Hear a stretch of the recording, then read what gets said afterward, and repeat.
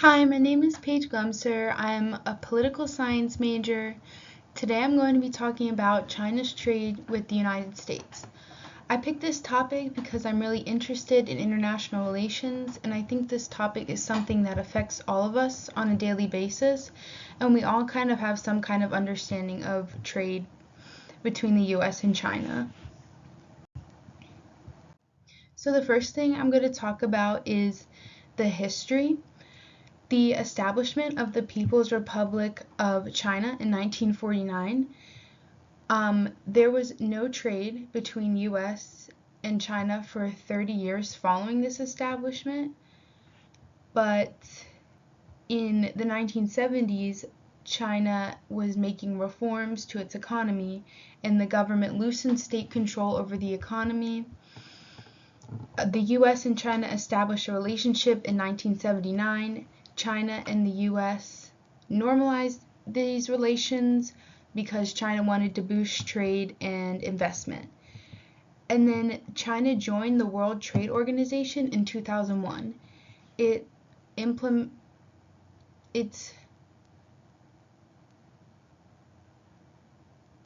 conditions for joining were that Beijing implemented economic reforms, including steep tariff cuts for imported goods, protection for intellectual property, and transparency with its laws and regulations.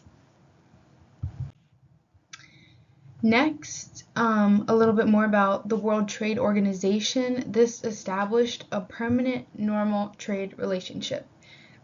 This provided the US and foreign companies certainty that they were able to produce in China and export to the United States. The value of US goods imported from China rose from $100 billion to $400 billion in 2023.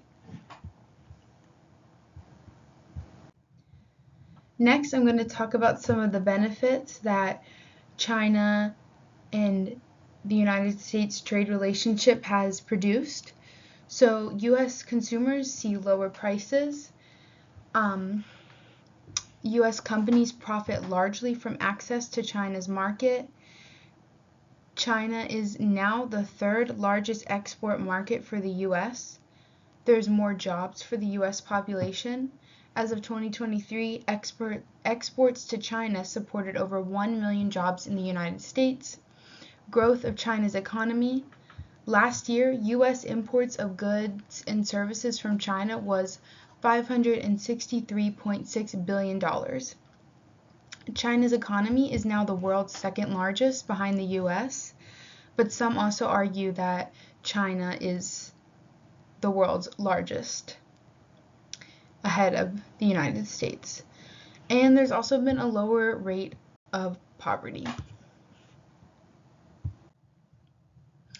Okay, next I'm going to talk about some of the issues that have been caused by the United States trade relationship with China.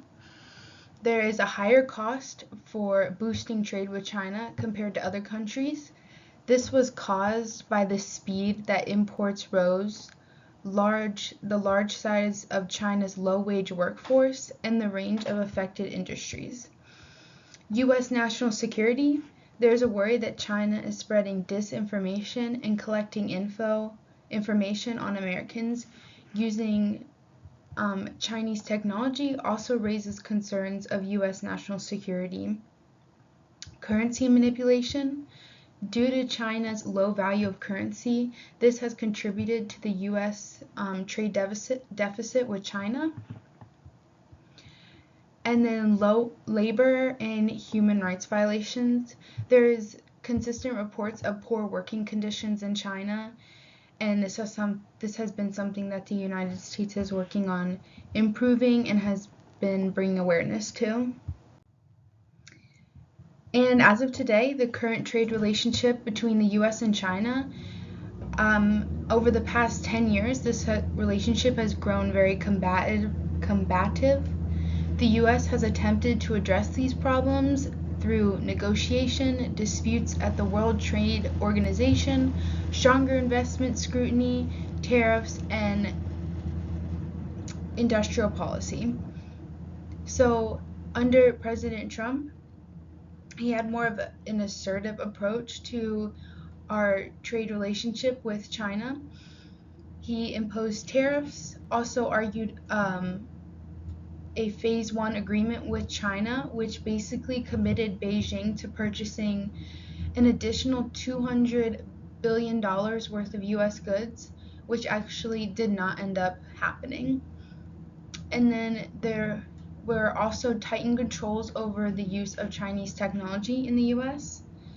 Under President Biden, he still kept the strict trade policies that President Trump had. He signed legislation that could ban the social media app TikTok.